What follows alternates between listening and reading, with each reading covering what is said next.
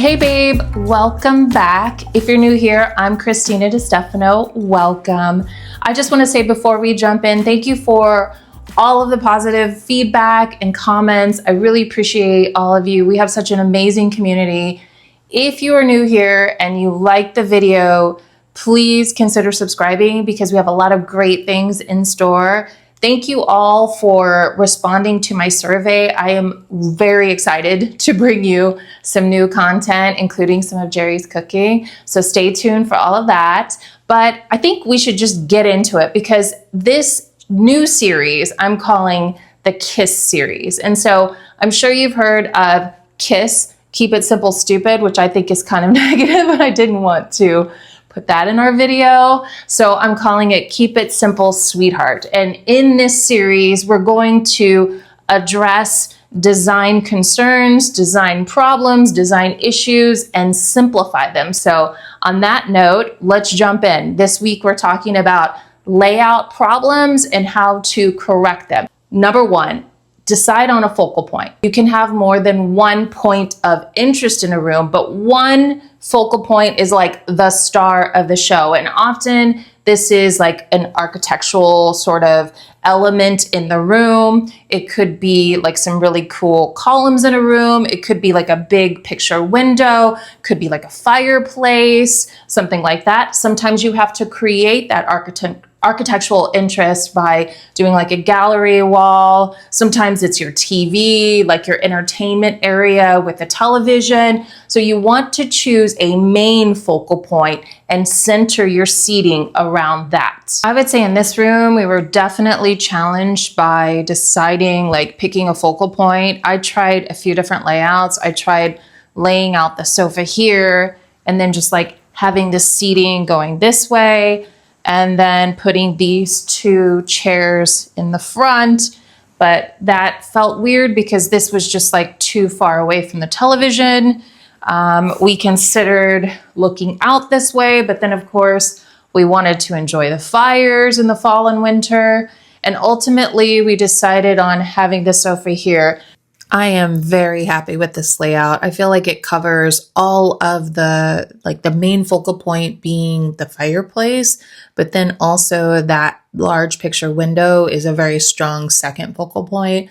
And then we can also still enjoy the TV when we want. And the swivel chairs make that possible. So I love this layout. It took a long time to get here, but I'm very happy with it. Number two, I don't know why I'm doing hand numbers, but number two would be to create conversation zones. So I want you to look around your room and look at your seating. So if we're in the living room, for example, how is your sofa placed in relation to the accent chairs? Do you have accent chairs? How is the seating laid out, and is it conducive for good conversation? So ideally you want to aim for no more than like 8 feet distance from the areas in which people will sit. Number 3 is avoid pushing furniture up against the wall. Now, I know sometimes this is something you cannot avoid, but I want to challenge you to look around your room and see if it's possible to move the sofa off the wall. Pulling furniture off the walls and into more of like the center of the room will help to create a little more of a cozy feeling. Consider the traffic flow. Are you leaving enough room for people to like navigate around the furniture and into that seating area? We have a few different pass-through zones here in this room. So when you enter the home, you have a pass-through zone here, a pass-through zone here. You've got one in front of the television here. If someone wants to come through in front of the window, they can. And also something I want to point out that's very important because we are getting a cabinet for this wall, a tall cabinet, is to think about how deep and how wide will that cabinet be, because we want to ensure that when someone walks through this door, they're not going to run into this cabinet that is perhaps like too deep or too wide for this space.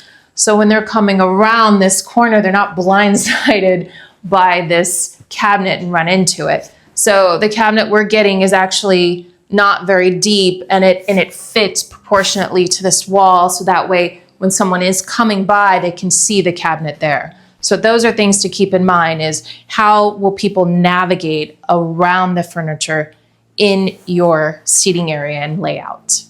Use your rug to define an area. So for example, we're talking about the living room, but you could use the rug to define and anchor a bed in a bedroom, or perhaps a little conversation area. But what you want to do is you want to use that rug, making sure it's size appropriate for the seating area, but use that rug to kind of bring everything in and anchor it down. Think of a rug like a picture frame around a piece of art.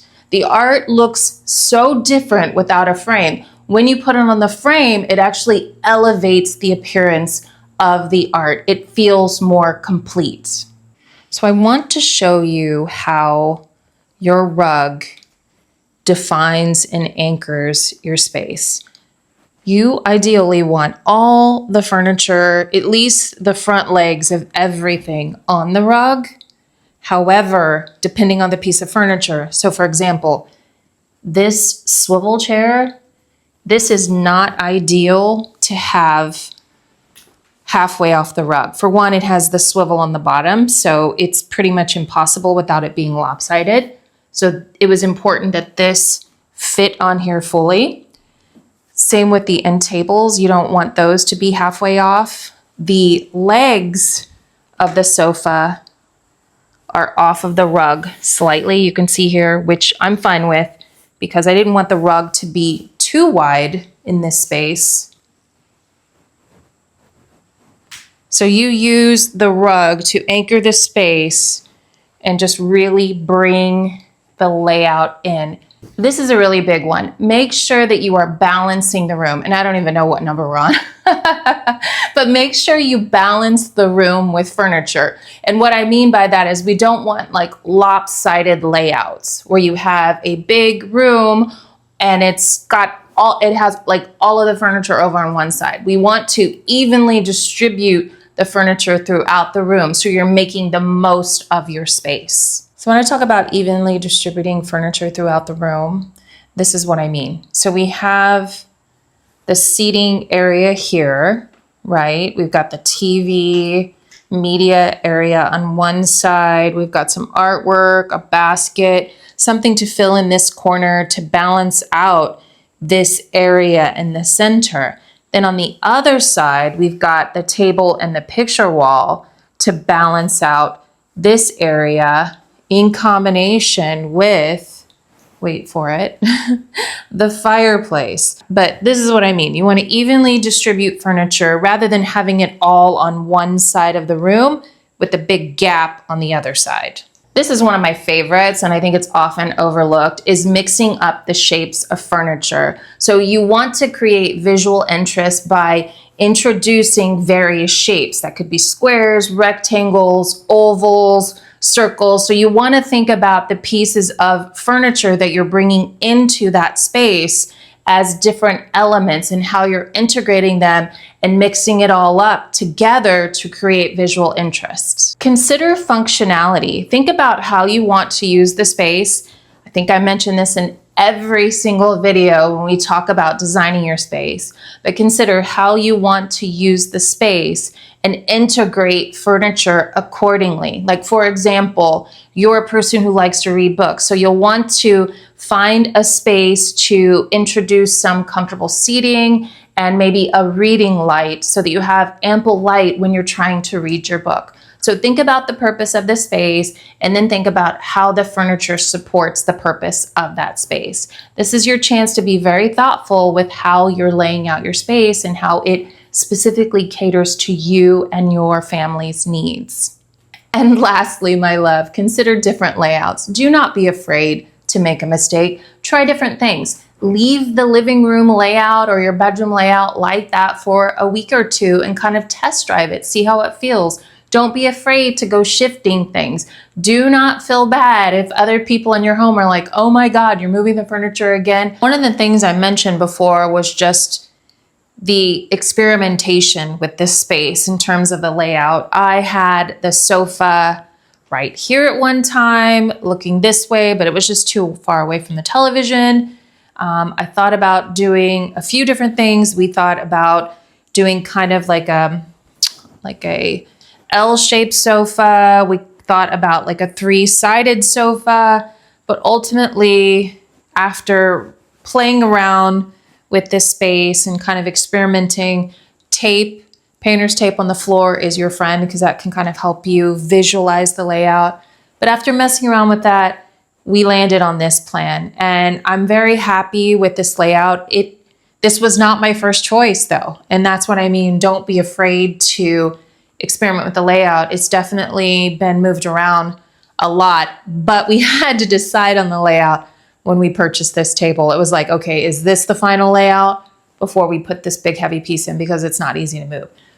So again, this was like my 3rd or 4th kind of option that I was experimenting with before we landed on one that we were really happy with. So don't be afraid to experiment. That's what this is all about. Like, have fun with it. Try to keep an open mind with your layout. Try things out, okay? I think it's really important not to be fearful of making mistakes in our home. I mean, this is like our special place in the world. It's really the one place where we actually have control over our environment, if you think about it, which is why this is so important. So I could go on and on and on about that, but don't be afraid to try out new layouts, test them out, see how they feel, and definitely feel free to change it if it doesn't work for you. I want to leave you with one final note, and that is to say that in this current climate, in this world that we live in, there's a lot of stuff going on. There's a lot of stuff kind of pulling our attention that could lead us all to feeling stress or anxiety. And that's why it is so important for us to have a home that nurtures us. So the work that we are doing here with creating our home, it's not just interior design. It's not just home decor. It is actually creating a space, the one space that we have true control over in this whole world, that we can create this space, make it our own, nurture our home, and allow our home to nurture us back. Because it truly does. When you have a home that supports you, your lifestyle, that inspires you, when you come home from that long day at work and you enter your home and you feel that kind of sigh of just like, I'm home, it's the weekend and I'm home, things like that, you really feel the impact and the importance of home. And so that's why I am so honored that you are here with me on this journey that we've been on to decorating and designing our home, because this is really so much more than that. It's so much more than a superficial thing of like how our home looks. It's like, it's nurturing, and it is so vital to our own personal sense of happiness and our own personal sense of power and inspiration and enthusiasm in this world. So I want to thank you for being here. And on that note, I want to say, sending you so much love from New York. Mwah.